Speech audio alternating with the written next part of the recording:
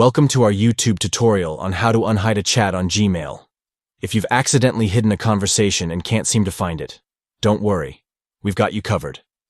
Let's dive into the steps. First, open the Gmail app on your Android device.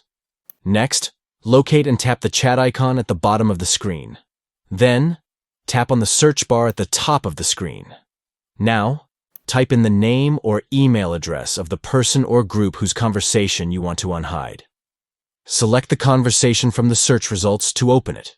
To unhide the chat, simply send a message to that contact. Once you've done this, the conversation will be unhidden and readily accessible in your chat list. And there you have it. By following these simple steps, you can easily unhide a chat on Gmail and continue your conversations seamlessly. Thank you for watching our tutorial. If you found this video helpful, don't forget to give it a thumbs up and subscribe for more tech tips and tricks. See you next time.